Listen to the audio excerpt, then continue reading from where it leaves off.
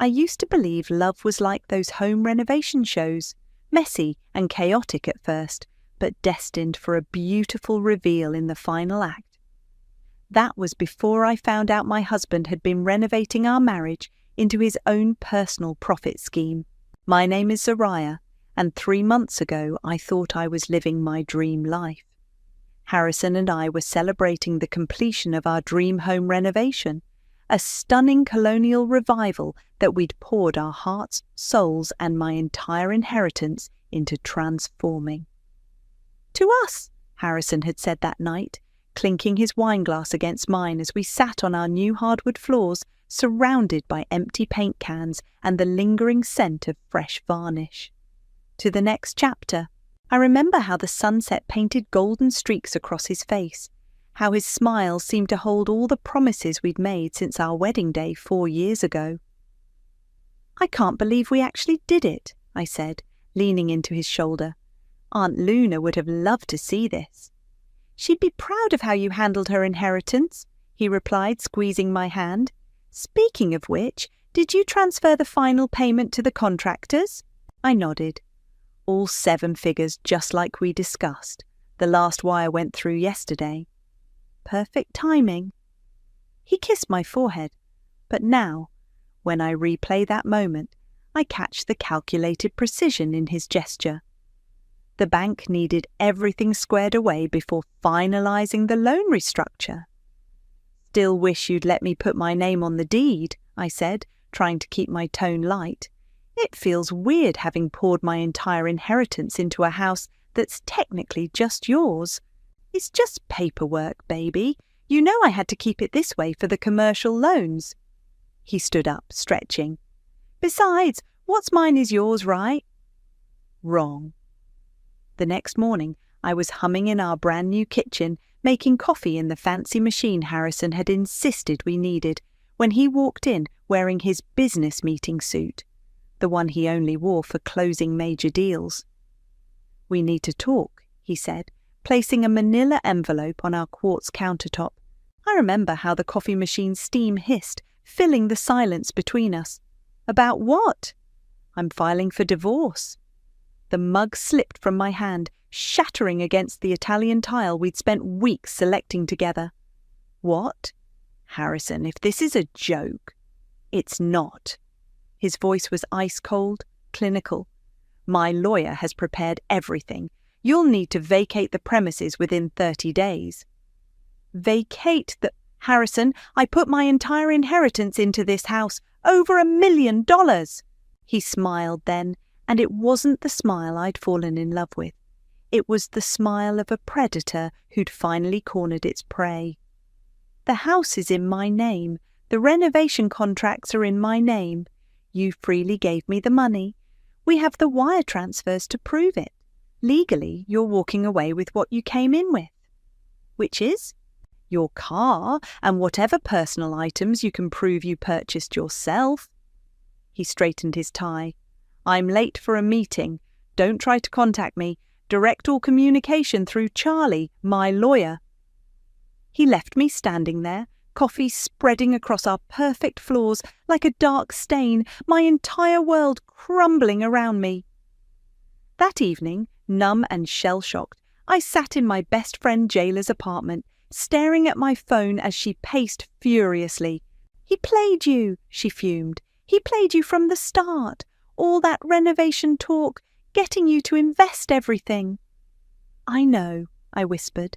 "And you let him keep the house in his name. Girl, what were you thinking?" Before I could answer, my phone buzzed. Unknown number, a text message with an image attached. My hand shook as I opened it. The photo was slightly blurry, but clear enough. Harrison at some upscale restaurant, his hand intimately covering someone else's. A woman with sleek blonde hair. The timestamp in the corner, 3 months into our renovation. "Who is she?" Jayla demanded, looking over my shoulder. "I don't know." But I was already scrolling through my mental Rolodex of every business meeting, every late night at the office, every networking event he'd attended without me. "But I'm going to find out." Another text came through. "Thought you should know. He's been planning this for a while. Check the permits filed under Elhart Industries." "Zariah," Jayla said softly, "what are you going to do?" I looked up at her, something cold and determined settling in my chest where my heart used to be.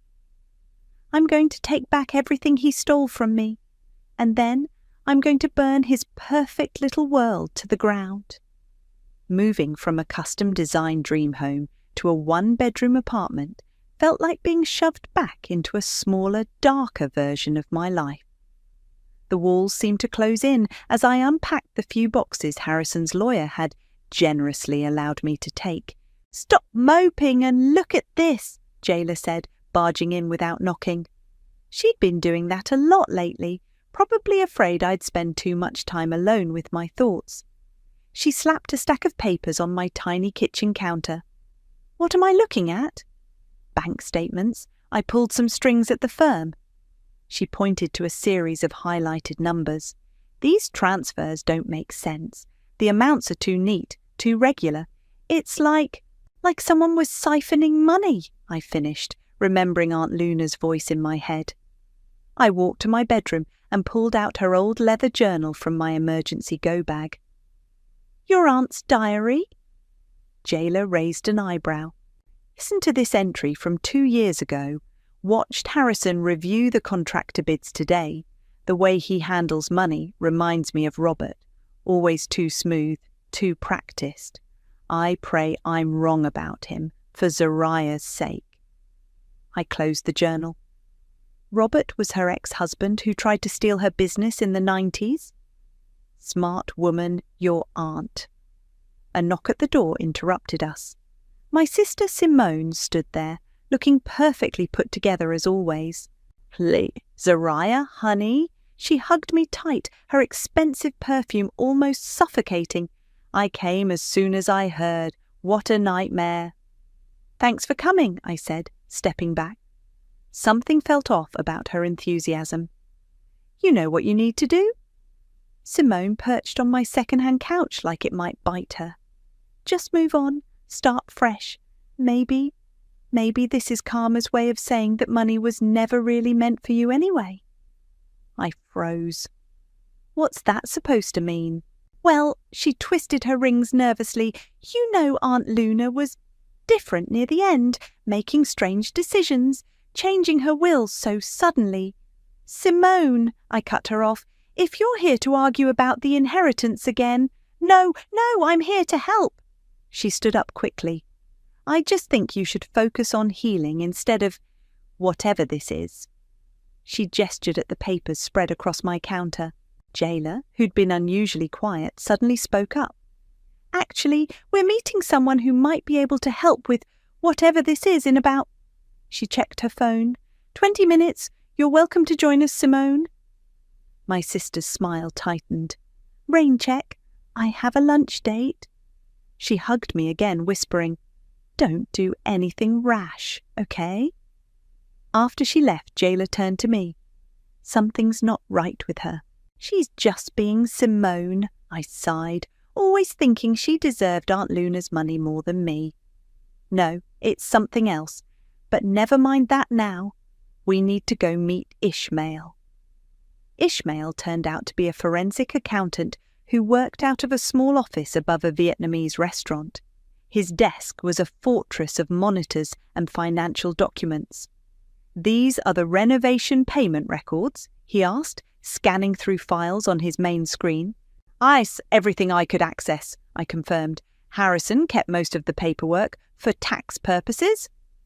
Ishmael's fingers flew across his keyboard. "Interesting pattern here. 5 major wire transfers, each one coinciding with a renovation milestone. But look at the routing numbers." He pointed to a sequence of digits. "These aren't going to contractors. They're being routed through a series of shell companies before landing in offshore accounts." "Can you trace them?" Jayla asked. "Given time." He adjusted his glasses. "But what's more interesting is the timing. These transfers started exactly 2 weeks after you received your inheritance." My stomach churned. He was planning this from the beginning. "Most likely." Ishmael pulled up another screen. And there's something else. These accounts, they're linked to a company registered to someone named L. Hart. The mysterious text message flashed in my mind. L. Hart Industries. How much? I asked, my voice barely a whisper. Based on these transactions? Ishmael looked up at me. Just over $500,000. The room spun slightly. I gripped the edge of his desk to steady myself. I need everything, I said. Every transaction, every paper trail, every connection you can find, whatever it costs. Ishmael nodded slowly. Give me 3 days. As Jayla and I left the office, my phone buzzed with a text from an unknown number. Check your email. You'll want to see who your husband had dinner with last night. I opened my email to find a photo attachment. The same blonde woman from the previous picture, now crystal clear, walking out of an upscale restaurant with Harrison. The caption read, Lucy Hart, Executive Assistant, Gibson Development. L. Hart. The pieces were starting to fall into place, and the picture they formed made my blood boil.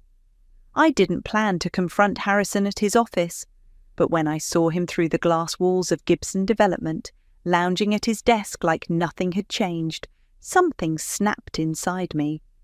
Ma'am, you can't, his receptionist started, but I was already pushing through the door.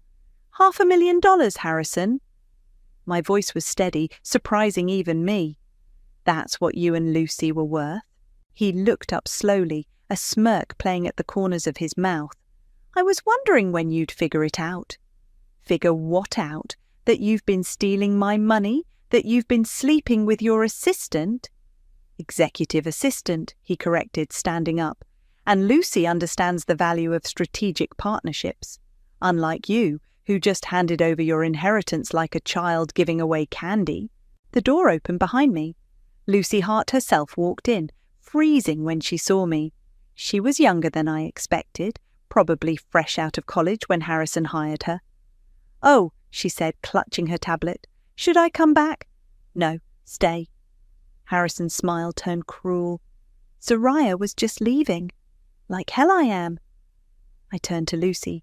Did he promise you everything? The house? The happy ending? Because that was my role 6 months ago. Lucy's perfectly maintained composure cracked slightly. I don't know what you're talking about. The prenup, I said, turning back to Harrison. I want it. He laughed. The one that was destroyed in that unfortunate pipe burst 2 years ago. Good luck finding it. A memory hit me like lightning. Aunt Luna's voice, stern and insistent. Always keep copies, Zariah, especially of things men tell you not to worry about. We'll see about that, I said, heading for the door. I stopped next to Lucy. When he's done with you, don't say nobody warned you. Back in my apartment, I dug through my boxes until I found Aunt Luna's old key ring. The storage unit key was still there, small and brass and potentially worth everything. You really think your aunt kept a copy? Jayla asked over the phone. She kept everything, said you never know when paper becomes power. I grabbed my car keys. Meet me there. The storage facility was on the outskirts of town, a maze of identical metal doors. Unit 247 looked exactly as it had the day we cleared out Luna's house, down to the heavy padlock. Jayla arrived as I was struggling with the key. Let me help before you break it. Inside, boxes lined the walls in perfect order, each labelled in Luna's precise handwriting. It took us 20 minutes to find the one marked LP Holdings, legal. Eek, here, Jayla said, pulling out a thick manila envelope. Holy shit, Zariah!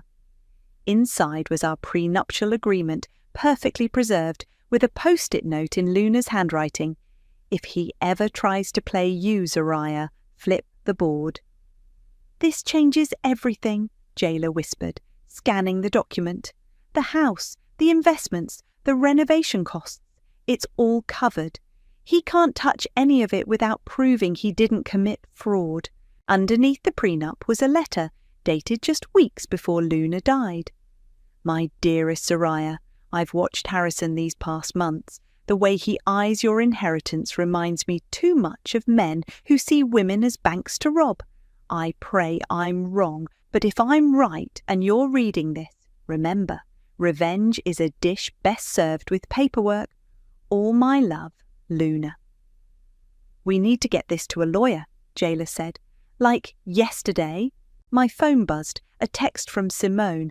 Having coffee with Harrison. He's really upset about how things ended.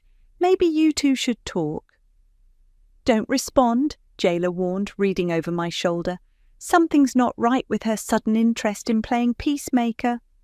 I know. I tucked the prenup and letter safely in my bag. But first, we need to make copies, lots of copies. As we left the storage unit, another text came through, this time from Harrison.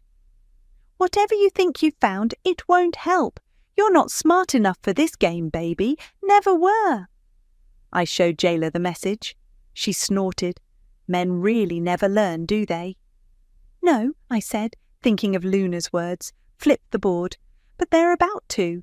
We drove to Jailer's office to make copies, the prenup safe in my bag like a loaded gun. For the first time since Harrison served me divorce papers, I felt something other than pain. I felt dangerous. You know what this means? Jailer asked as we pulled into her office parking lot. We're going to war. I thought about Harrison's smirk, about Lucy's practiced innocence, about Simone's suspicious texts. No, I corrected her. We're going to win. I found the prenup, I told Simone over coffee at her favourite overpriced cafe. Her spoon clinked against her cup, a tiny sound that seemed to echo between us. You what? She blinked rapidly, her perfectly manicured hand frozen mid-stir. Where? Aunt Luna's storage unit. She kept a copy of everything. The storage unit? Simone's voice rose slightly. But isn't that breaking and entering? It's my storage unit now. Luna left it to me, remember? Right. She pulled out her phone, fingers moving quickly. Of course. Simone, I leaned forward. Who are you texting? No one. She shoved her phone into her purse. Just my reminder app. So, what are you planning to do with the prenup? Before I could answer, my phone rang.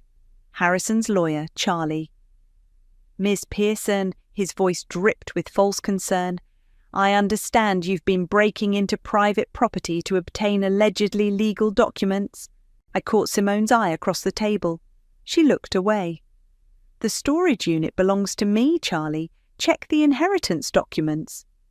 Nevertheless, any documents you've acquired won't hold up in court, and Harrison is prepared to press charges for theft if necessary. I ended the call and stood up slowly. You told him? Zariah, please. Simone reached for my hand. Harrison's just trying to protect what's his. He told me about your emotional state lately. My emotional state? I yanked my hand away. He stole my inheritance. He said you gave it to him freely. She lowered her voice as other customers turned to stare. And maybe he deserved it more. What were you going to do with all that money anyway? Why are you on his side? Because he offered me a deal. The words burst out of her like she couldn't hold them anymore. 20% of the property value once it sells. He said I deserved something after Luna cut me out. The cafe seemed to spin around me. You sold me out for a commission? It's not like that. My phone buzzed again. A voicemail notification from an unknown number. I played it on speaker, Luna's voice filling the space between us.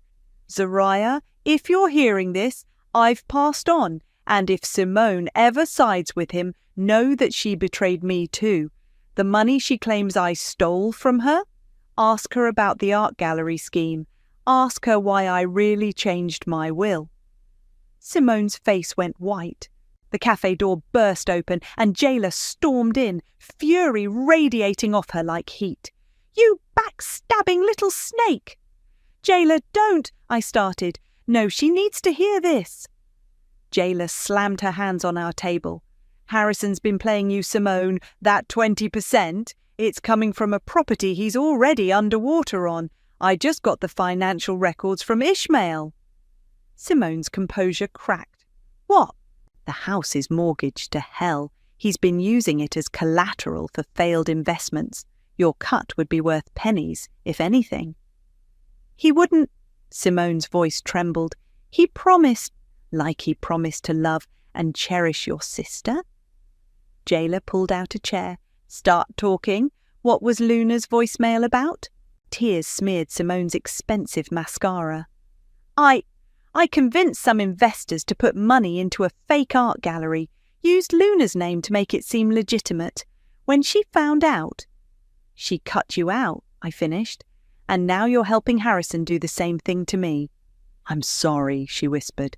I was angry, jealous. He said all the right things. Save it. I stood up, gathering my things.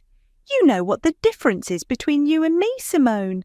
I learned from Luna's lessons. You just proved why she taught them. Outside, Jailer grabbed my arm. What now? Now? I pulled out my phone and dialed Ishmael. Now we go nuclear. Harrison wants to play dirty. Fine. But he forgot one thing. What's that?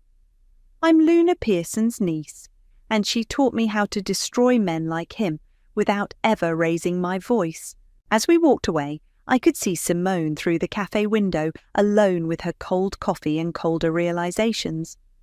My phone buzzed with a text from Harrison. Your sister told me everything. You really think you can beat me at this game? I typed back, Game's just starting, Harrison. Hope you kept those receipts. Then I blocked his number and called my new lawyer. It was time to show Harrison exactly what kind of woman he'd underestimated. Oh, holy shit, Ishmael whispered, his eyes glued to his computer screen. This goes deeper than we thought. Jailer and I huddled around his desk as windows of financial data populated his monitors.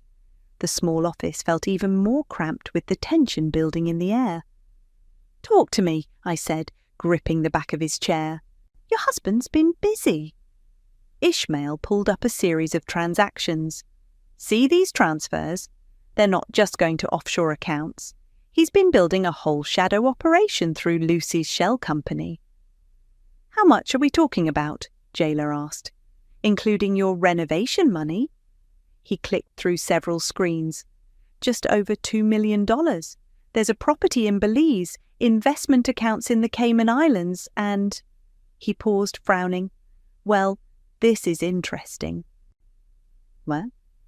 Lucy's company has been receiving regular consulting fees since before you even got married. Harrison's been paying her for years. The revelation hit like a punch to the gut.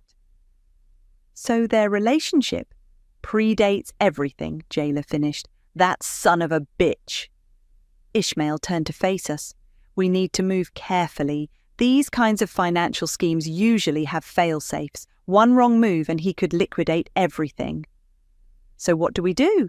We prepare the perfect trap. He pulled out a legal pad. First, we file paperwork to freeze assets, but we do it quietly through the international courts where his money is hidden. Then we request forensic discovery and mediation. Won't he see that coming? Not if we time it right, Jailer grinned. The mediation request will look like a desperate move from a scorned wife. Meanwhile, the international courts will be closing in. My phone buzzed, an email from Harrison's assistant. My heart stopped when I saw the subject line, Property Sale Documents, Final Review. They're selling the house, I said, scanning the email. Closing date is next week, right before mediation. Perfect timing, Ishmael muttered. He's trying to convert the property to cash before proceedings start. Can we stop it? Better. Jailer pulled out her phone. We can use it. I know a reporter at the Business Journal who'd love to hear about a prominent developer's suspicious property dealings. No, I said, remembering Luna's words. Not yet. We need to be smarter than that. I turned to Ishmael. How long would it take to trace every renovation payment? I already have. He pulled up another screen, and I found something interesting. These reimbursement forms. the ones authorizing payments to Lucy's company. Your signature is on them." "That's impossible. I never signed anything for Lucy's company." "Exactly." He zoomed in on the digital signature. "This is a forgery. A good one, but definitely fake. The metadata proves it was created using software registered to Gibson Development." "Wire fraud," Jailer whispered. "That's federal." My hands were shaking as I pulled out my phone. "I'm calling my lawyer. We need to file an injunction on the house sale immediately." "On what grounds?" "Financial interest in the renovations. The prenup proves I invested in good faith. That should buy us enough time." As I dialed, Ishmael and Jailer exchanged looks. "What?" I asked. "Nothing," Jailer said. "Just, you're different now. Calmer, more calculated. I learned from the best." I thought of Luna's journals, her careful documentation of every betrayal she'd ever faced. Harrison thinks he's playing chess, but he forgot to check who taught me the game. The call connected, and I outlined our strategy to my lawyer. By the time I hung up, Ishmael had compiled everything into a single encrypted file. "One more thing," he said, pulling up a final document. "I found this buried in the company records. Harrison took out a massive loan against the house 3 months ago. The money's gone, but the debt isn't." "Where did it go?" "That's the best part," he smiled. "It went to Lucy's company and then vanished. If I had to guess, he's planning to disappear after the sale closes." "Not anymore." I stood up, a strange calm settling over me. "File everything, start the freezes, but don't let him know we're coming." "What are you going to do?" Jailer asked. I thought about Harrison's smug face in mediation, imagining the moment he realized he'd lost everything. "I'm going to let him think he's winning, right up until the moment he falls." As we left Ishmael's office, my phone buzzed with another email. The house sale documents, marked urgent. Harrison's signature was already there, waiting for mine. I smiled, thinking of Luna's words. The best revenge isn't served hot or cold. It's served with paperwork and patience. "Soon," I whispered, declining the email. "Very soon." The injunction landed on Harrison's desk like a bomb. I knew because Lucy called me, her voice shaking with barely controlled rage. "What do you think you're doing?" she demanded. "The buyers are waiting." "Tell Harrison if he wants to sell my investment, he needs my signature, for real this time, not the forged ones you've been using." Silence crackled over the line. "I don't know what you're talking about." "No, maybe the FBI will help refresh your memory." She hung up. 10 minutes later, Harrison called.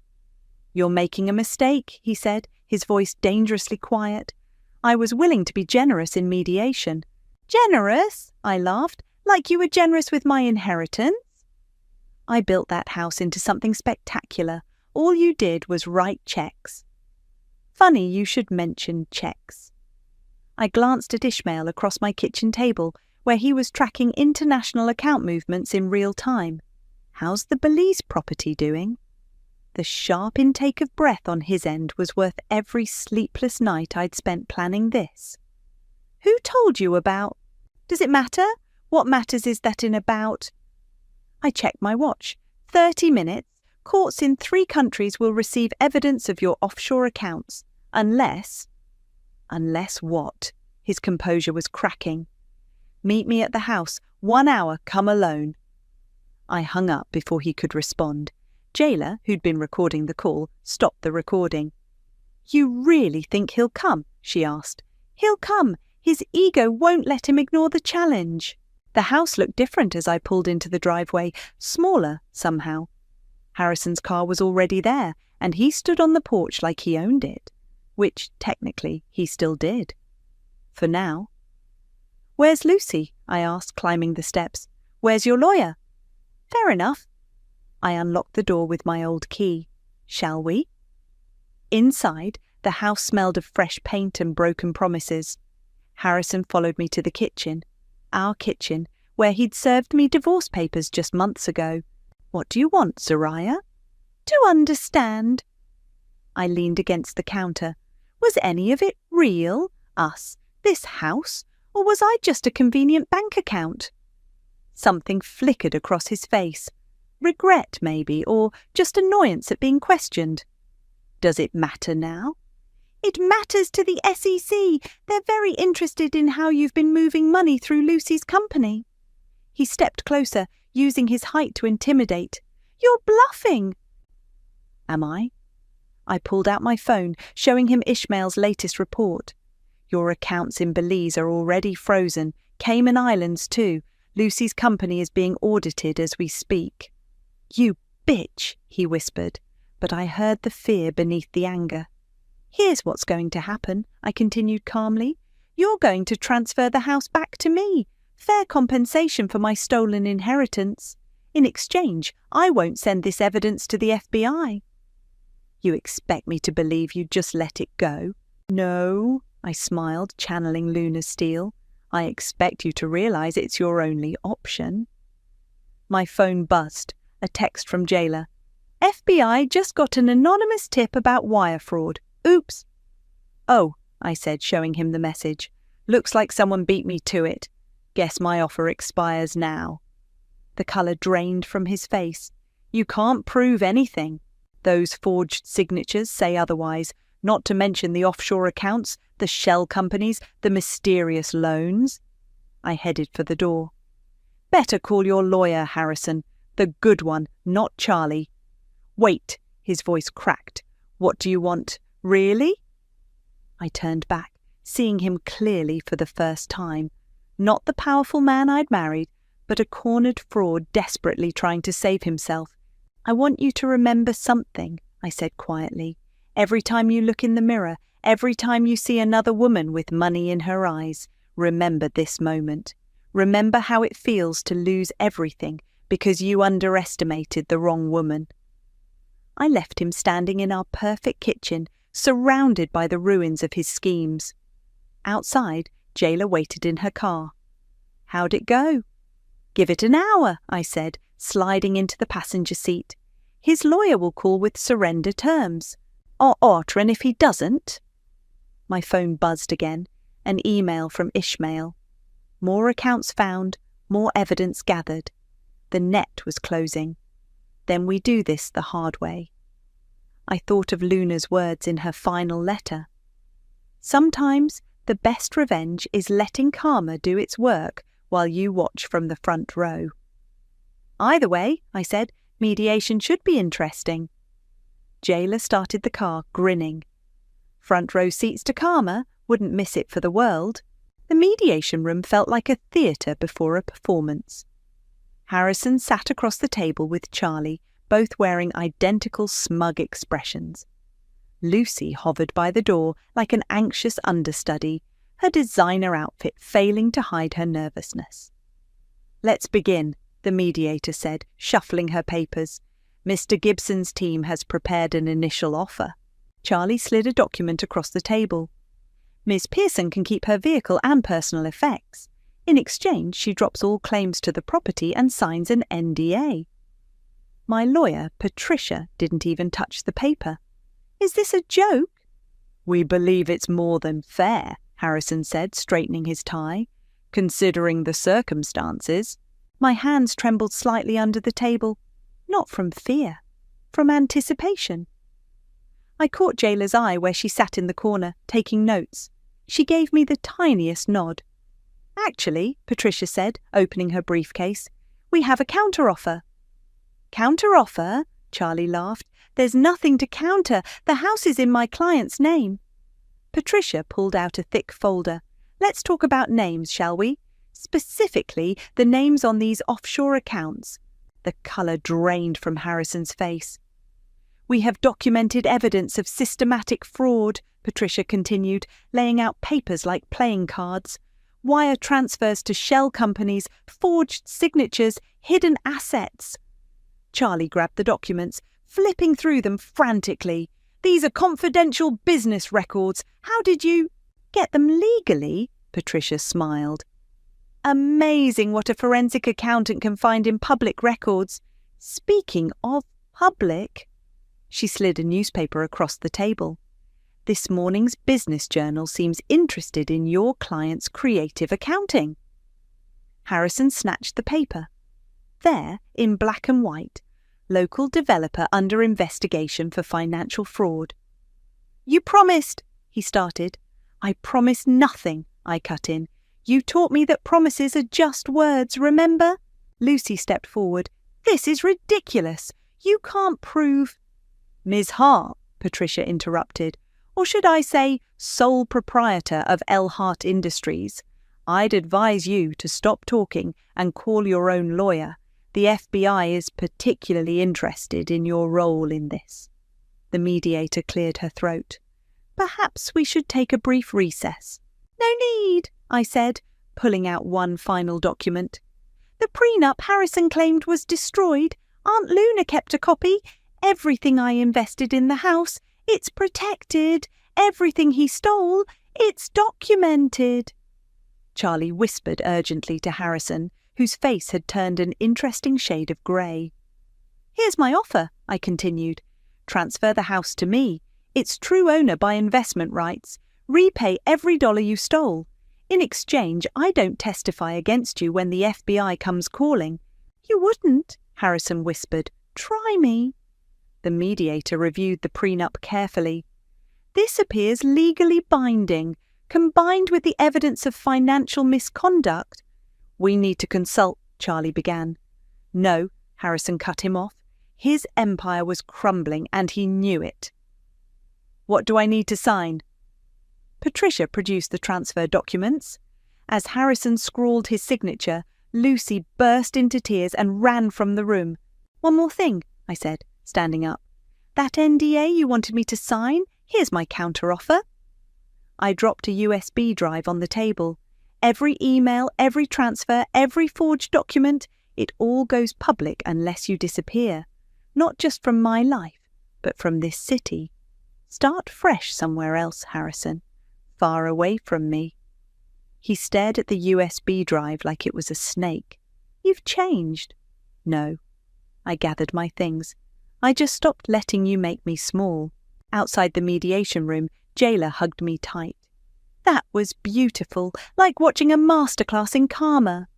"It's not over," I warned. "The FBI investigation—" "Will handle itself," she finished. "You did your part. Let the system do the rest." My phone buzzed. A text from Ishmael. "Lucy's talking to the FBI. Harrison's accounts are frozen. It's done." Another message followed, this one from an unknown number. Aunt Luna would be proud. Simone. I deleted it without responding. "Want to see your house?" Jayla asked, dangling the keys she'd snagged from Patricia. "Not yet." I watched through the window as Harrison slumped in his chair, Charlie frantically making calls. First, I want to watch him realize what it feels like to lose everything. Revenge served cold?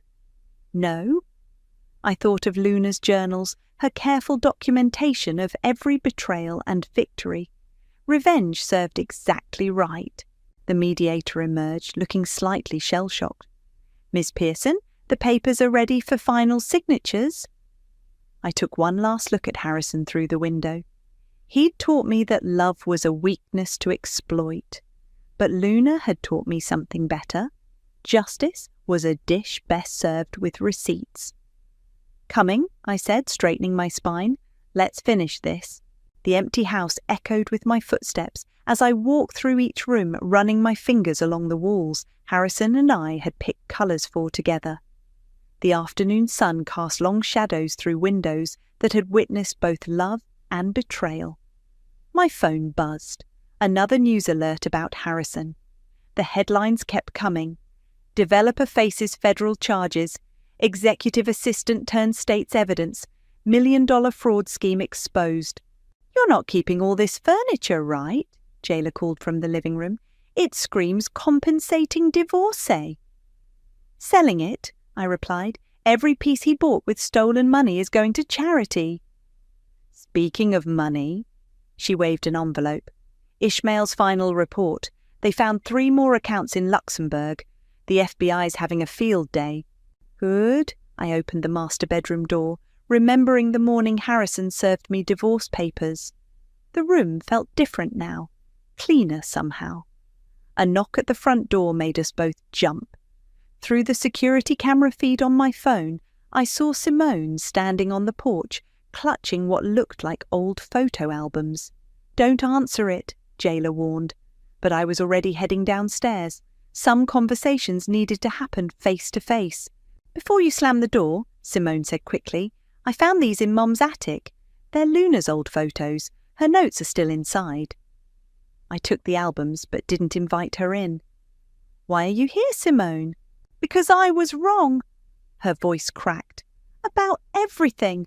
The art gallery scheme. Luna didn't just cut me off. She tried to help me first.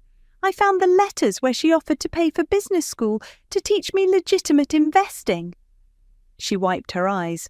"I was too proud, too angry, just like with you." "And Harrison? Turned out that 20% he promised me, it was tied to one of his frozen accounts. I got played too." She laughed bitterly. "Karma's a poet, isn't it?" Before I could respond, my phone rang, the FBI agent handling Harrison's case. "Ms. Pearson, we found something interesting in Mr. Gibson's private server. Emails discussing similar schemes with other women, dating back years. Would you be willing to help us contact them?" I looked at Simone, still standing in the doorway with smeared mascara and years of regret in her eyes. "Actually, I know someone who might be perfect for that." After connecting Simone with the FBI, her first step toward redemption, I returned to exploring the house. In the kitchen, I found Luna's old recipe book, still sitting where I'd left it the day Harrison ended everything.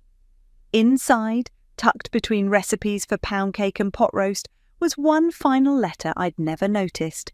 "Dearest Soraya, if you're reading this, you've either found your strength or lost your way.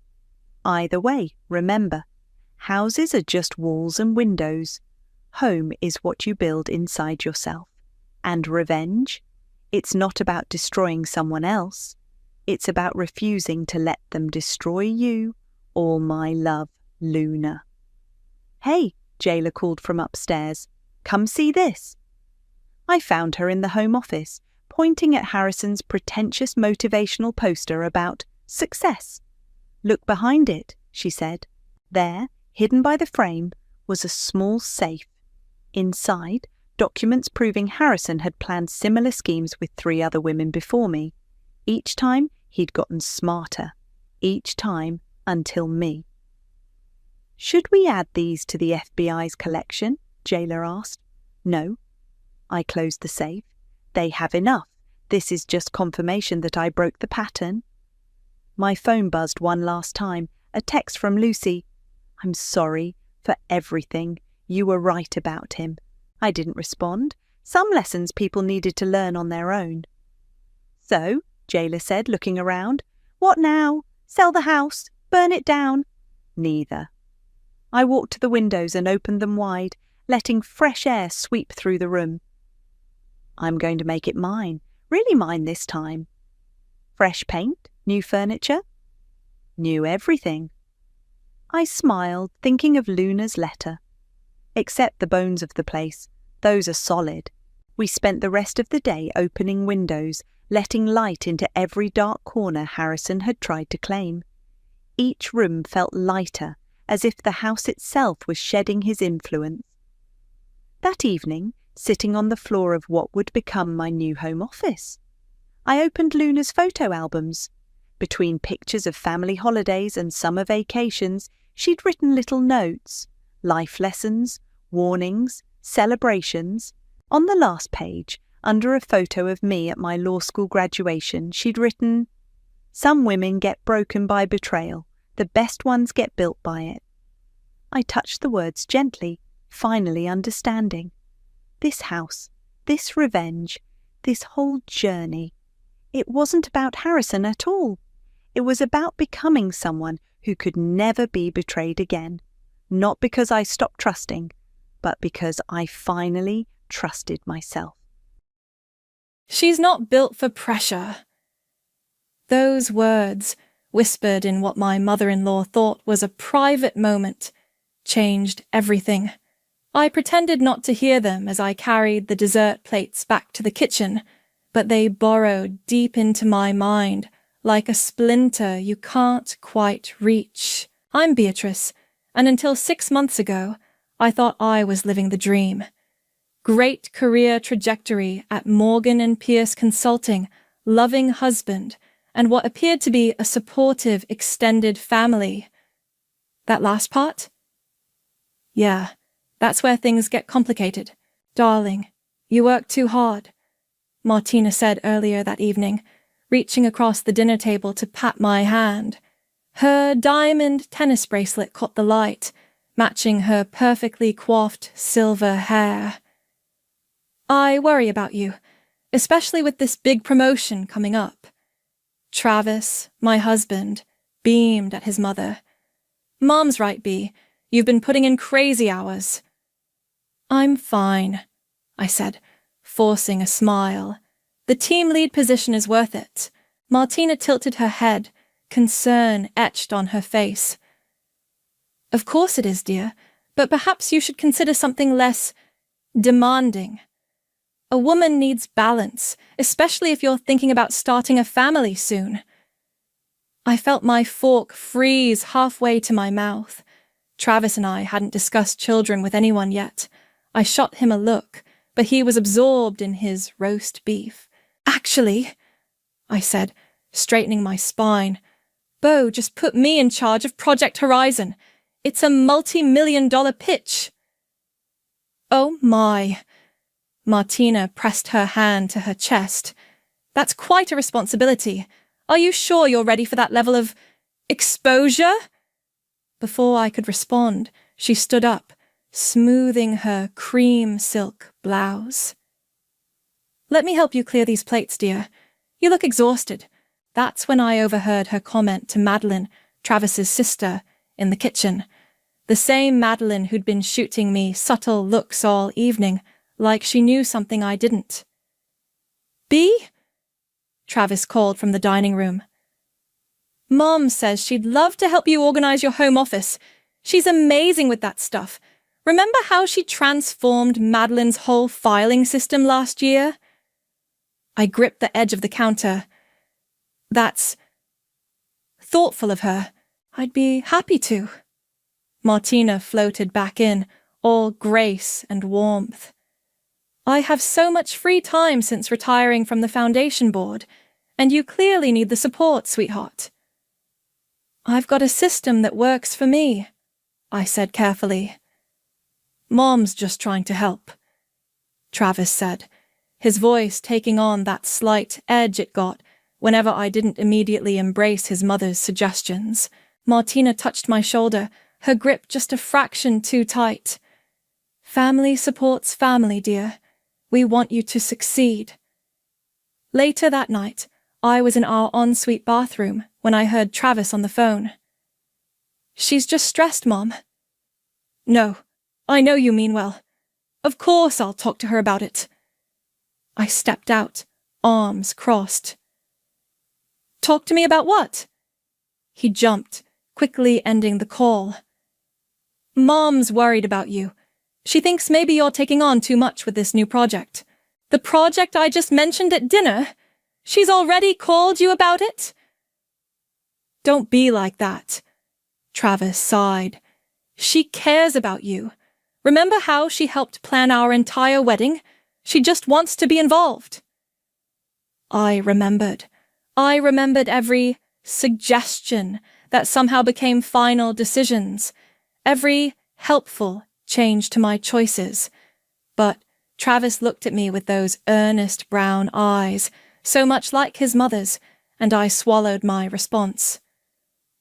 Sure, I said instead, involved. The next morning, I arrived at work to find a gourmet coffee delivery on my desk. The card read, To help you focus, darling.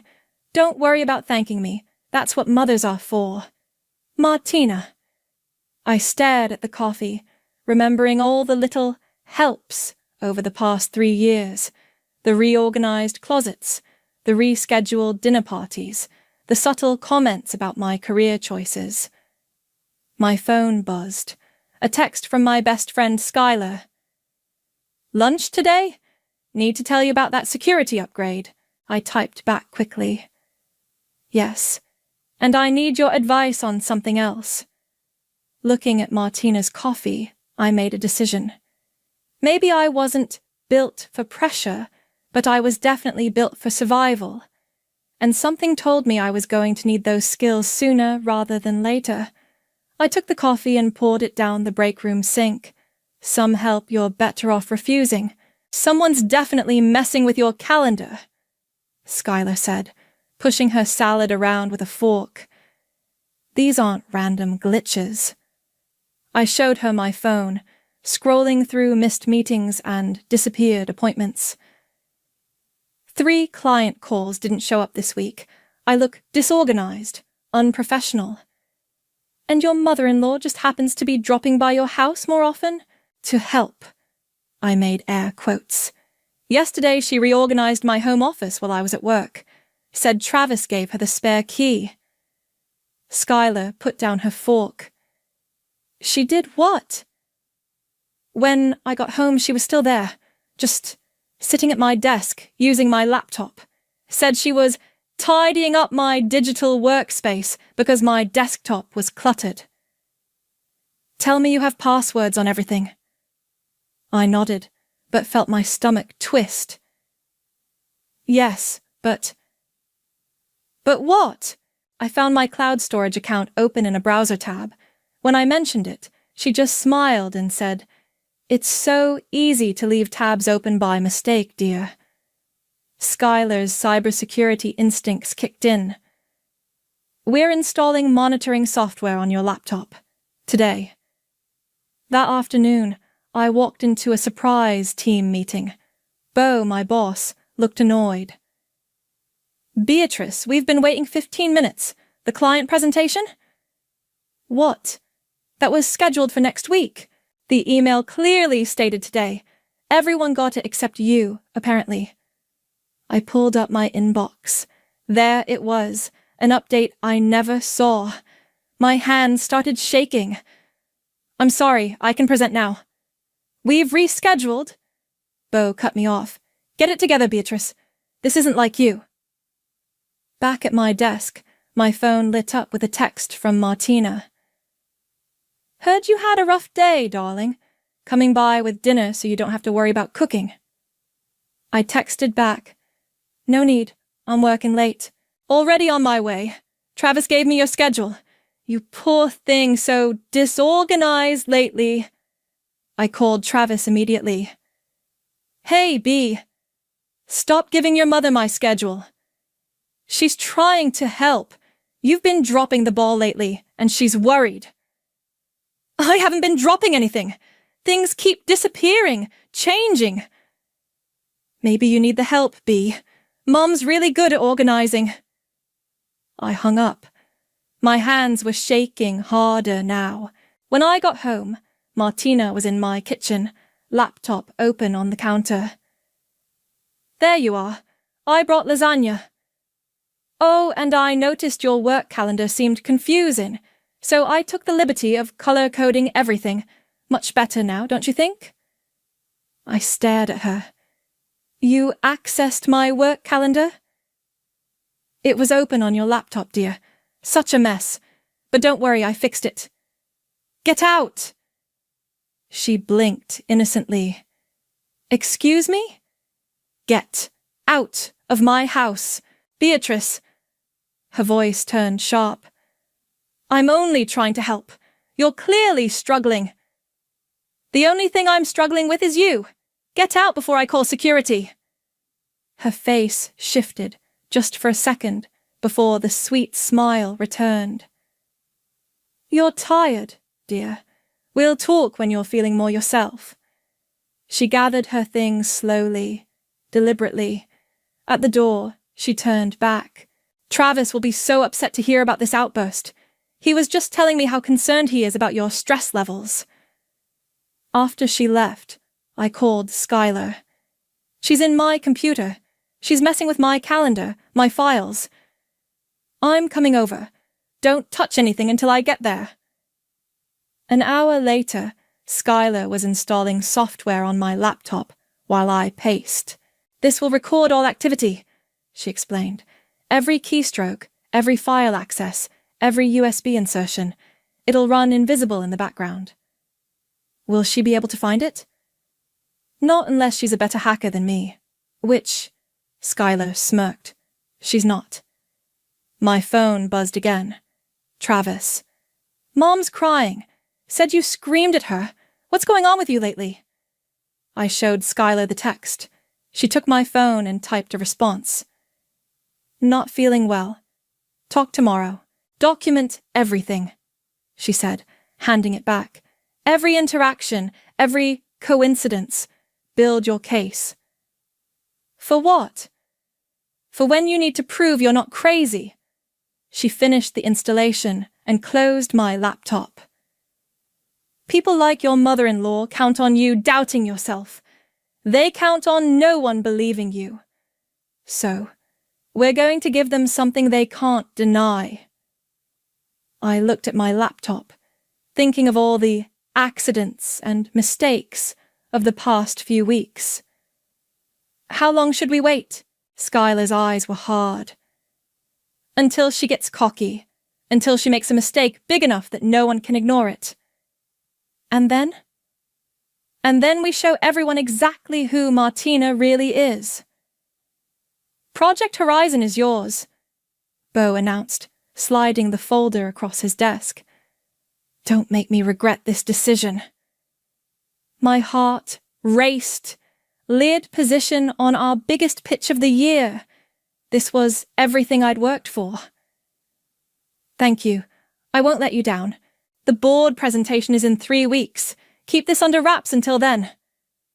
Of course, Martina was waiting in my kitchen when I got home. Travis mentioned you had exciting news. She bustled around, arranging flowers she'd brought. Tell me everything about this project. I set my bag down carefully. Who told you about Project Horizon? Oh, is that what it's called? How interesting. She paused, examining me. You know I used to handle major accounts at my old firm. I'd be happy to look over your presentation strategy. That won't be necessary. Don't be proud, dear.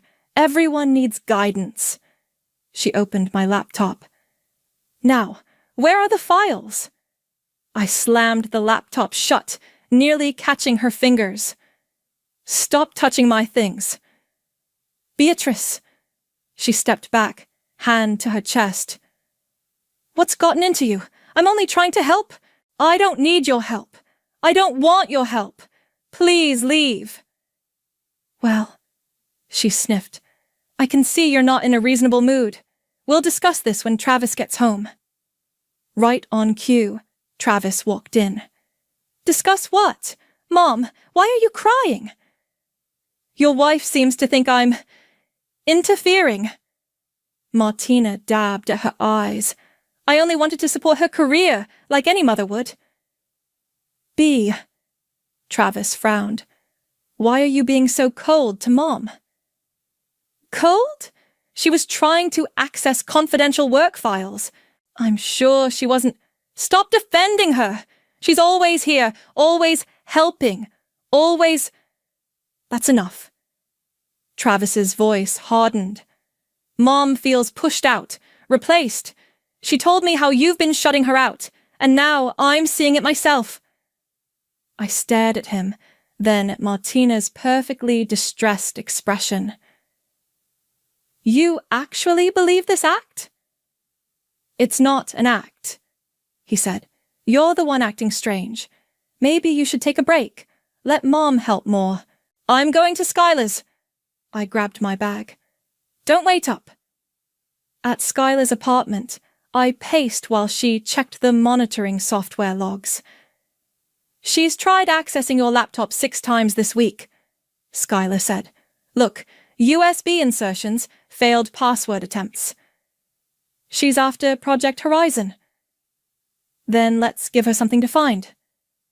Skylar's fingers flew over the keyboard. I'm setting up a video capture trigger. Anytime someone connects a USB or enters a password, it'll record everything. Travis thinks I'm paranoid. Travis is blind. Skylar turned to face me. Listen to me. If you feel watched, you probably are. People like her depend on you thinking you're crazy. They depend on no one believing you. My phone buzzed. Madeline. Mom's heartbroken. She raised Travis alone after Dad died, sacrificed everything. How dare you treat her this way? Another text followed. She just wants to be included in her son's life. Is that too much to ask? I showed Skylar the messages. She snorted. The flying monkeys are circling. Classic manipulation tactic. She's building her army. What do I do? Keep your evidence safe. I'm backing everything up to my secure server. And B? She gripped my arm. Don't let her see you sweat. That's what she wants. The next morning, Martina was at my office with coffee again. Peace offering? She held out the cup. I know we got off on the wrong foot yesterday. How did you get past security? Oh, I told them I was bringing my daughter-in-law a surprise. Everyone here is so lovely. She perched on my desk. Speaking of lovely, that young woman, Marley, she mentioned you're leading something big. She's so proud to work with you. My blood ran cold. Marley was my mentee, barely a year into her career. What exactly did you say to her? Just that I hoped she's supporting you properly. These projects can be so overwhelming. She stood, smoothing her skirt. Well, I should go. Oh, and Travis asked me to organize your home office this afternoon. He's worried about your stress levels. No. No? No more organizing. No more surprise visits. No more anything. Her mask slipped, just slightly. Careful, dear. Travis is already concerned about your attitude. Pushing away family support during such a crucial time in your career, that doesn't look good. She left the coffee on my desk. I waited until she was gone, then dumped it in the plant beside my desk. The plant was dead by afternoon. That night, I enabled the video tracking on my work laptop. Let her try something now. The camera would catch everything. My phone buzzed one last time before bed. Travis. Mom says you're shutting her out. She's trying so hard, Bea. Please don't make me choose. I turned off my phone and stared at the ceiling. Choose. Oh, Travis. She made that choice for you long ago. You just don't know it yet. Board presentation day. Everything I'd worked for came down to the next 2 hours. I'd triple-checked the files last night. Slides, projections, market analysis, all perfect. A soft knock at my office door. Martina brought you a special breakfast. She smiled, setting down a paper bag and coffee, and I thought we could pray together for your success. I'm fine, thanks. Now. She closed my door. Family supports family. Just a quick prayer. She gripped my hands before I could pull away. Her diamond rings bit into my skin. Dear Lord, she began, eyes closed. Please guide Beatrice in this important moment. Help her handle the pressure with grace. I kept my eyes open, watching her free hand inch toward my laptop. And if this responsibility proves too much, help her accept it with humility. The prayer dragged on. 5 minutes. 10. My presentation was in 45 minutes. Amen, she finally finished. There. Don't you feel better? I need to prepare now. Of course, dear. I'll just tidy these papers while you freshen up. No. What? Get out of my office. She sighed dramatically. Travis warned me you might be difficult today. The stress is clearly affecting you. Now, Martina. Fine. She gathered her purse. But remember, family supports family, even when they're being unreasonable. The moment she left, I reached for my laptop. Blank screen. Dead battery? No, it was plugged in. I pressed the power button. Nothing. My stomach dropped. I connected my backup drive. Error message. Drive not recognized. Hands shaking, I opened my cloud storage. Account access denied. No, no, no, no! I clicked through folders frantically. Everything for Project Horizon, gone. Completely wiped. My phone buzzed. Bo. Board's ready early. Coming to get you now. Footsteps in the hallway. I had 3 minutes. Tops. Another text. Martina. Praying for you. The door opened. Bo stood there with Martina right behind him. Ready for the big presentation? She asked sweetly. Actually, Bo frowned. You shouldn't be on this floor, Mrs. Roberts. Oh, I was just leaving. She touched my shoulder. Good luck, dear. Though I'm worried. You seem quite overwhelmed. Bo looked at my blank laptop screen. Beatrice, everything okay? She's been so stressed, Martina interjected. I feared this might happen. My hands stopped shaking. A strange calm settled over me as I reached for my tablet in my bag. Everything's fine, I said, standing up. Let's start with a behind-the-scenes look at Project Horizon. Martina's smile flickered. Perhaps we should reschedule. No, I cut her off. The board needs to see this, all of it. In the conference room, 8 board members waited. Martina tried to slip out. Please stay, I said loudly. This concerns you. I connected my tablet to the projector. Skylar had taught me well. Everything backed up, everything recorded. Before we discuss Project Horizon's projections, there's something you need to see. The video started playing. Crystal clear footage of Martina, not 10 minutes ago, systematically deleting files from my laptop, inserting a USB drive, disabling my accounts. The room went silent. Frame by frame, her sabotage played out. Her careful glances at the door, her satisfied smile when the screen went dark. I paused on a close-up of her face. Would you like to explain this, Martina? She stood up, flustered. I was trying to help organize by deleting confidential corporate files. You're twisting this. The timestamps don't lie. I turned to Bo. Neither does the backup drive hidden in my desk, containing every original file she just tried to destroy. Bo's face had turned to stone. Mrs. Roberts, please step outside. Fiona from legal will want to speak with you. This is ridiculous. I'm just a concerned mother who just committed corporate espionage, I said quietly. The door's that way. She turned to flee, but security was already there. As they escorted her out, she screamed back at me, Travis will never forgive you for this. I connected my backup drive and pulled up the real presentation.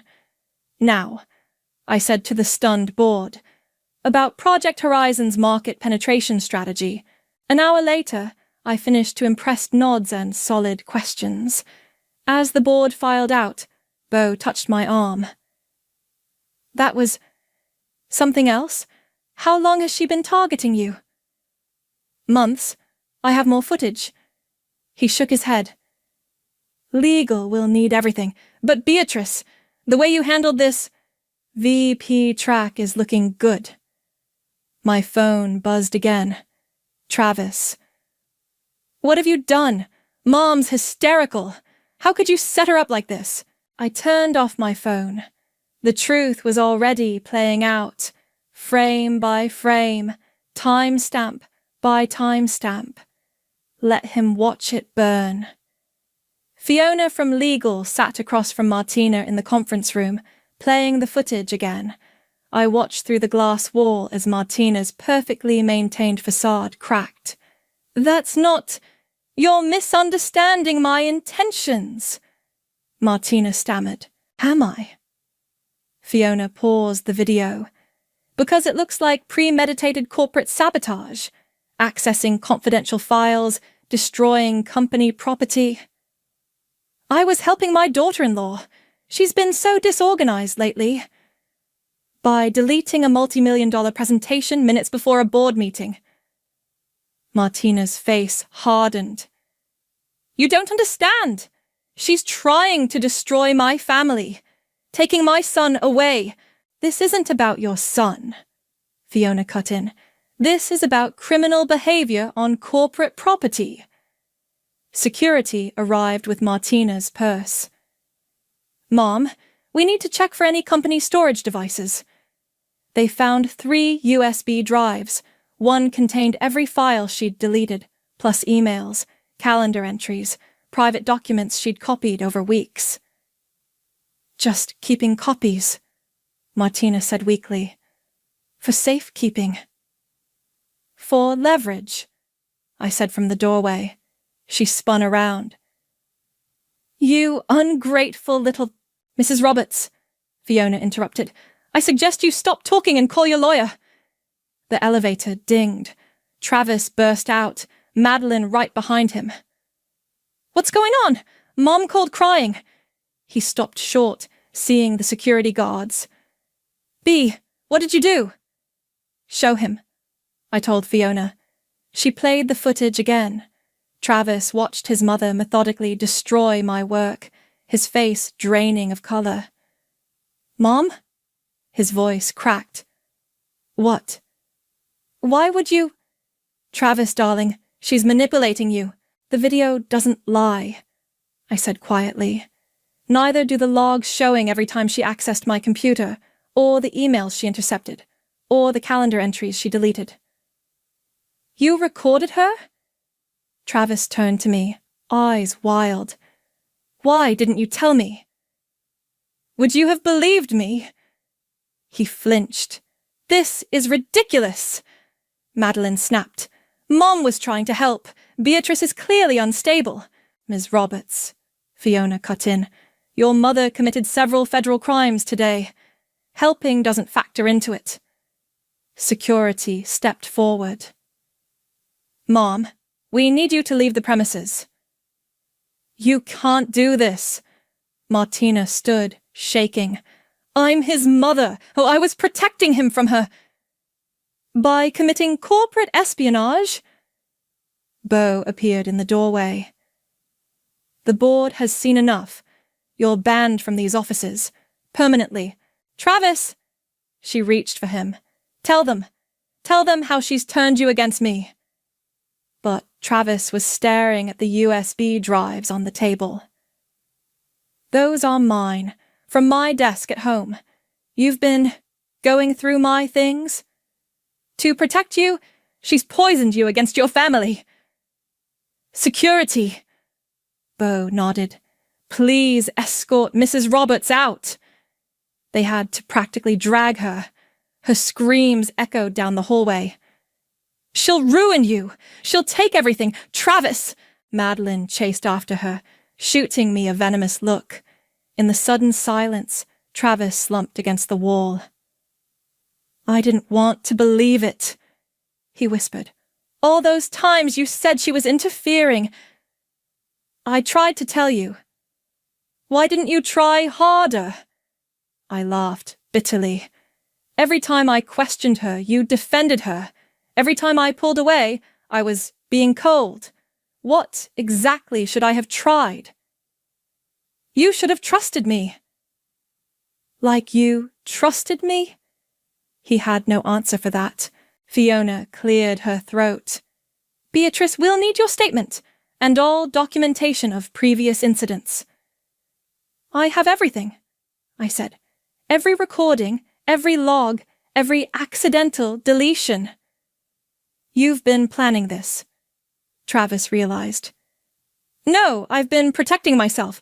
There's a difference. My phone buzzed. Skylar. News is spreading. You okay? Before I could reply, another text came through. From Marley, my mentee. OMG, just heard what happened. That's why my emails to you kept bouncing back. Then another, from an unknown number. Martina did the same thing to me when I dated Travis in college. Thank you for exposing her. And another. She got me fired from the charity board last year. I have proof. The messages kept coming.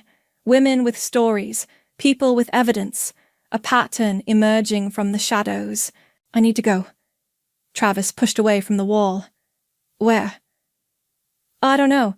Just not here. He left without looking back. Beau touched my shoulder. Take the rest of the day.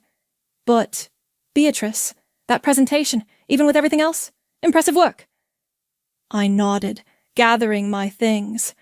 In the elevator, I finally replied to Skylar. It's done, but I think this is just the beginning. My phone buzzed one last time. Martina. You've made a terrible mistake. Family is forever, dear. Remember that. I smiled at the message. Oh, I'd remember. And so would everyone else who watched that video. The house felt empty when I got home. Travis's keys weren't on the hook, his laptop missing from the kitchen counter. A note sat in its place. Staying at Madeline's? Need time to think. My phone hadn't stopped buzzing since the incident. More messages from women with their own Martina stories. The charity board members, Travis's ex-girlfriends, each one a thread in a tapestry of manipulation.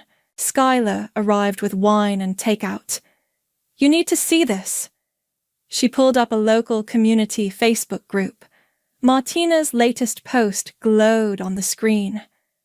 Heartbroken mother seeking prayers. My beloved daughter-in-law has fabricated horrible lies about me. Please pray for her mental health and our family's healing. The comments flooded in. Praying for you. Family is everything. Some women just can't handle successful mother-in-laws. She's playing the victim card hard, Skylar said, pouring wine. My phone rang. Madeline. What? You burned down our family to look like a hero, she spat. Congratulations! Your mother tried to destroy my career. She was protecting Travis. You've been isolating him, turning him against us. Is that what she told you? Did she mention the USB drives, the deleted files, the sabotage? You provoked her, made her desperate. Put Travis on. Silence. He doesn't want to talk to you, Madeline finally said. Because he doesn't want to, or because she won't let him. She hung up. Skylar refreshed the Facebook page. New post from Martina. A mother's love is forever. No matter how they hurt us, we forgive. She's good, Skylar admitted. Really good at this. The doorbell rang. We both froze. If it's her, Skylar started, but it was Marley from work, looking nervous. I had to come, she said. There's something you should know. I let her in. She clutched her phone like a lifeline. Last week, your mother-in-law came to my desk, asked about Project Horizon, said you'd been struggling, needed help, but wouldn't admit it. She seemed so concerned. What did you tell her? Nothing specific, but... Marley pulled up her phone messages. She's been texting me, asking questions, saying she's worried about your mental state. The messages showed a careful campaign of concern trolling. Martina positioning herself as the worried mother, Marley as the loyal employee who should keep an eye on me. She wanted me to report back to her, Marley said, about your meetings, your files. Did you? No, it felt wrong, but... She hesitated. There's more. Other junior staff members got similar messages. She was building a network. My hands shook as I poured more wine. Another text from Travis. Mom says she was trying to protect me from your ambition. Says you've changed. Maybe she's right. Changed? I threw my phone. I'm exactly who I've always been. He just never saw it because she kept rewriting the story. Skylar picked up my phone, screen cracked but still working. Holy shit, she said. Look at this. A new email had arrived. Subject line, Ori Martina Roberts, pattern of behavior. Dear Mrs. Travis Roberts, I was the HR director at Metropolitan Bank in 2010. Your mother-in-law's actions today mirror a situation we had with her before her retirement. I have documentation if you're interested. More emails poured in. Former colleagues, ex-employees, people who'd crossed paths with Martina and lived to regret it. It's like watching dominoes fall. Skylar whispered. My doorbell rang again. This time it was Fiona from legal. We need to talk, she said. The company's investigating previous incidents. Apparently, your mother-in-law had a history of helping at her former workplace too. Until things went missing. Projects failed. People got fired. How did she get away with it? Same way she almost did today. She was very good at looking concerned while setting fires. Fiona sat down. We're building a case. Will you testify? Before I could answer, another text from Travis. Mom's hysterical. Says you're trying to destroy her reputation. What happened to the woman I married? I showed Fiona the message. She's still controlling the narrative, I said. Then change it, Fiona replied. We have evidence, videos, witnesses. Let's tell the real story. My phone buzzed one last time. Madeline. Mom's been hospitalized for anxiety. I hope you're happy with what you've done to our family. I took a deep breath. Okay, Fiona, let's tell the truth. All of it. Skylar squeezed my hand. Ready to go nuclear? I looked at Travis's empty chair, at the growing pile of evidence on my coffee table, at the years of carefully constructed manipulation unraveling thread by thread. Nuclear? I smiled grimly. No. Let's go surgical. Clean, precise, and impossible to deny. The community center board meeting was Martina's sanctuary, her kingdom of carefully curated influence. Until today, I moved to discuss the recent allegations. Barbara, the board president, announced. Martina, would you care to explain the corporate espionage charges? Allegations, Martina corrected, silk blouse rustling as she straightened. My daughter-in-law is troubled. We've seen the video, another board member cut in, the one from her office. And received some concerning emails, Barbara added. Former colleagues of yours? Something about similar incidents at Metropolitan Bank. Martina's perfectly lined lips trembled. I've dedicated my life to this community. 20 years of service. Of manipulation, I said from the doorway. She whirled around. You can't be here. This is a private meeting. I invited her, Barbara said, along with some other guests. The door opened wider. 3 women entered. I recognized them from the photos they'd sent. Travis's ex-girlfriends. Hello, Martina, the first one said. Remember me? The scholarship you had revoked because I was distracting Travis from his studies? The job offer that mysteriously disappeared, the second added. The accidental email that got me fired, said the third. Martina stood, grabbing her purse. This is harassment. Sit down, Barbara commanded. We're not finished. My phone buzzed. Travis. At Mom's house. Found something in her study you should see. Speaking of finished, I pulled out a folder. I have some documents you should all review. Emails. Records. A very interesting pattern of coincidences involving anyone who got too close to Travis. Or questioned your authority, Barbara added, examining the papers. Like our former treasurer. Martina's mask cracked. You don't understand. I protected him. All of them were wrong for him. That wasn't your choice to make, I said quietly. I'm his mother. You're a bully with a good manicure. The board members passed the documents around. Whispers grew louder. Martina's carefully constructed world began to crumble.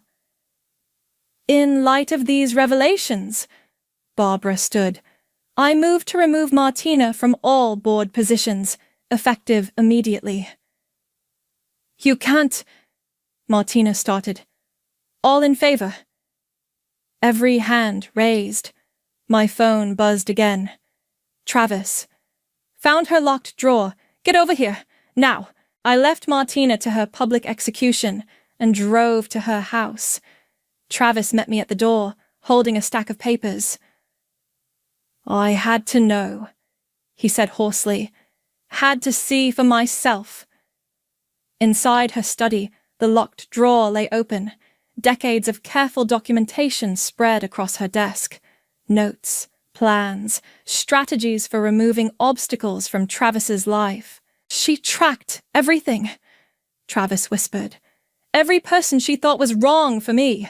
Every career move she didn't approve of. Even your promotion timeline. A note caught my eye. From Martina to Madeline. If she fails, Travis will come home, where he belongs. Trust the plan. She was never going to let me live my own life, Travis said. Any of us. His phone rang. Madeline. What? He listened, face hardening. No, I won't tell B to back off. Have you seen what's in Mom's study? No, you listen. It's over.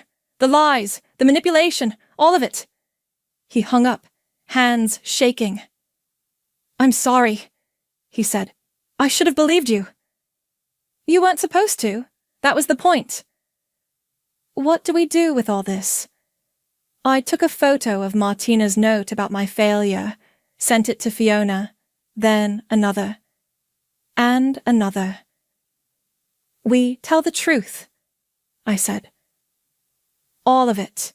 My phone lit up. Skylar. It's happening. Check the community Facebook page. The carefully crafted posts about poor, persecuted Martina had vanished, replaced by screenshots, videos, testimonials from people she'd destroyed. Another text. Barbara. She's been removed from all charitable organizations. No one wants the liability. Then Fiona. Metropolitan Bank is reopening their investigation. Others are following. She'll never forgive this, Travis said. No, I agreed. But she'll never hurt anyone else either. My phone buzzed one last time. Martina. You've destroyed everything I built. I hope you're satisfied. I showed Travis the message. He took my phone, typed a response. No, Mom. You destroyed it yourself. One lie at a time. We stood in her study, surrounded by evidence of years of manipulation. Travis picked up a photo of himself as a child, Martina holding him tight. I don't even know who she really is, he whispered. Maybe now she'll have to figure that out, too. I forwarded the drawer's contents to everyone Martina had ever hurt. Let karma do its work. Sometimes revenge isn't about fire and fury. Sometimes it's about turning on the lights and letting the truth speak for itself. And that's how you handled the Project Horizon crisis? Marley held her recorder closer, eyes wide. I adjusted my new VP nameplate on my desk. That's how I handled the truth. The project was just collateral damage. The company newsletter wants to feature you in their Women in Leadership series, she said. But it's not just about the promotion, is it? No. I glanced at the framed photo on my desk. Travis and me at the lake house last weekend. Different from the old photos. Real smiles now. It's about what happens when you stop accepting other people's versions of your story. My phone buzzed. Another message from one of Martina's former victims. Metropolitan Bank's investigation concluded. She's being held liable for financial damages. Do you hear from her? Marley asked. Not since the restraining order. The last time I'd seen Martina was at the courthouse. She'd aged decades in weeks. Designer clothes replaced by off-the-rack beige. Her carefully curated image had crumbled along with her social standing. A knock at my office door. Skylar. Ready for lunch? We're celebrating. Celebrating what? She held up her phone. The Foundation Board officially donated Martina's emergency fund to domestic violence shelters. Turns out Karma takes Venmo. Marley packed up her recorder. One last question. What would you tell other women facing similar situations? Trust your instincts, I said. Document everything. And remember, abusers count on your silence. At lunch, Skylar raised her glass. To the new VP of Strategic Development. To Karma, I countered. Speaking of Karma. Skylar nodded toward the restaurant entrance. Madeline stood there, looking uncertain. She'd lost weight, her designer clothes hanging loose. Can we talk? She asked, approaching our table. I gestured to an empty chair. She sat, hands twisting in her lap. I found Mom's other records, she said quietly. The ones about me. Let me guess, your career choices, your relationships? She nodded. Everything I did wrong. Everyone I disappointed. She had it all documented. A bitter laugh. Even my failure to provide grandchildren. She controlled through information, Skylar observed. I'm seeing a therapist, Madeline continued. She says it's generational trauma. Mom's mom did the same thing to her. Doesn't excuse it, I said. No, but... She pulled out her phone, showed us a text. Martina demanding she choose sides, threatening to expose Madeline's secrets. I'm done, Madeline said, with the lies, the manipulation, all of it. Does Travis know you're here? He suggested it. He's at a support group for adult children of narcissists. My phone lit up. Travis. Dinner tonight? Have news about Mom's old house. I typed back. Your sister's here? His response came quickly.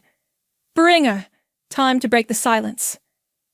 Madeline read the exchange over my shoulder, tears threatening. I don't deserve... No. I cut her off. That's Martina talking. We all deserve better than what she taught us to accept. That evening, Travis grilled on our new deck while Madeline helped me with salad.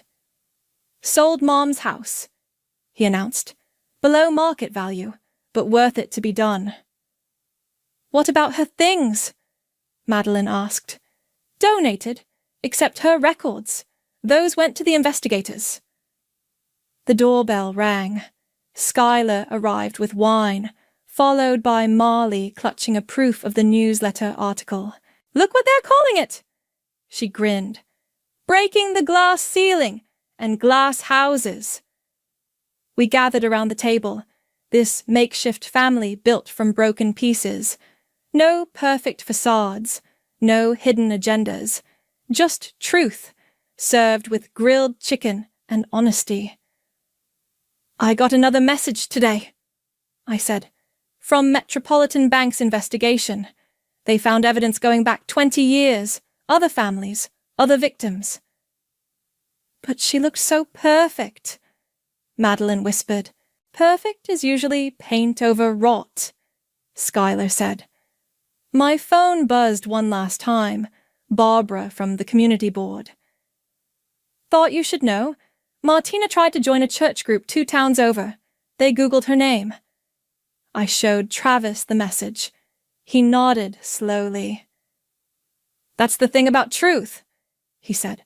Once it's out, you can't hide it behind designer clothes and charity work anymore. To truth. Skylar raised her glass. To consequences, Madeline added. Oh, to writing our own stories. I finished. We clinked glasses under the setting sun, the evening air fresh with possibility. Sometimes the happy ending isn't about forgiveness or redemption. Sometimes it's about breaking free, standing tall, and letting the truth do what truth does best. Shine light into dark places until nothing can hide anymore. Trust is earned, and sometimes paid out in very public dividends.